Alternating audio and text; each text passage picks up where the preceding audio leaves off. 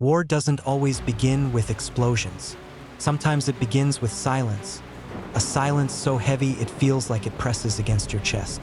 By 1944, the world had already endured years of destruction, but something about this moment felt different. Not louder, not more violent, but inevitable. Like a storm gathering far beyond the horizon, slowly building toward something that no one could stop once it began. On the southern coast of England, long before sunrise, thousands of men stood in the dark waiting for orders that would send them into history. The air was cold, damp, and filled with tension. Boots scraped softly against metal floors inside landing crafts, and waves struck the hulls with a rhythm that felt almost like a countdown. No one said much because words didn't seem to matter anymore. Some soldiers checked their weapons repeatedly, hands trembling just enough to betray what they were trying to hide. Others sat quietly, staring into nothing, replaying memories of home that suddenly felt distant and fragile. Letters folded in pockets, photographs tucked away, small pieces of a life that might never be seen again. The closer the moment came, the more those memories seemed to matter. Among them was a young soldier who had never seen combat before. He had trained for this, prepared for this, been told what to expect. But nothing in training had prepared him for the weight of that silence. He wasn't thinking about strategy or victory. He was thinking about whether he would still be alive by the time the sun rose fully over the horizon. He looked around and realized something unsettled. No one looked confident. Not really. Even the veterans carried a quiet tension, a recognition that this was different from anything that had come before. This wasn't just another mission. This was something larger, something that would either change everything or end in a way no one wanted to imagine. As the engines roared to life and the fleet began to move, that silence didn't disappear. It changed. It became something sharper, more focused, like the calm before impact. And in that moment, without anyone saying it out loud, every man there understood the same thing. There was no turning back now. Something had begun. As the fleet pushed forward across the channel, the sheer scale of the operation revealed itself in a way no one could ignore. Ships stretched endlessly in every direction, forming a moving horizon of steel and purpose. Above them, aircraft cut through the sky in coordinated patterns, engines humming like a distant storm. It should have felt reassuring. Instead, it felt overwhelming. But beneath that overwhelming display of force, something subtle began to shift. The sea was rougher than expected, causing landing crafts to rock unpredictably. Some soldiers struggled just to remain steady, their focus slipping between the physical discomfort and the growing sense that things weren't unfolding as planned. Timing, something so critical, began to feel uncertain.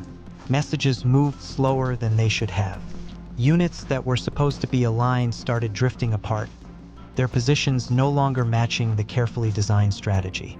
No one said it directly, but the realization was spreading. The plan, the one they had trusted completely, was already beginning to fracture before they even reached the shore. Inside the landing crafts, the atmosphere grew heavier.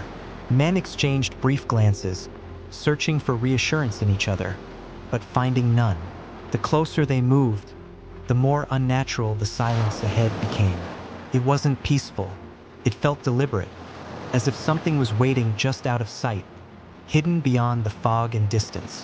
One soldier finally broke the silence, his voice barely more than a whisper. "What if they're waiting for us?" The question lingered, unanswered but impossible to ignore. It wasn't just fear anymore.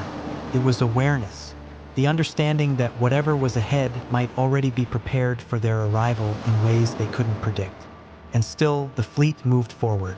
There was no pause, no hesitation, no reconsideration.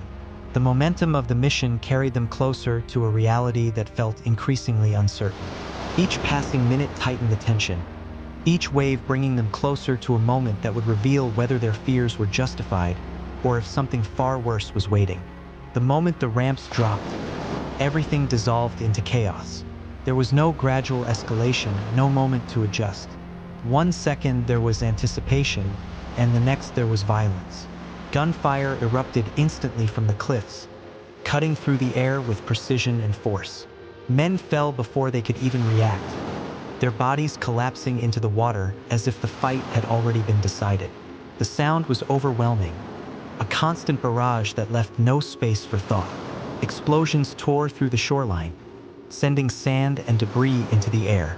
Soldiers tried to move forward, but every step felt like it came with an invisible weight, as if the ground itself resisted them. The plan they had relied on disappeared in seconds, replaced by something far more unpredictable.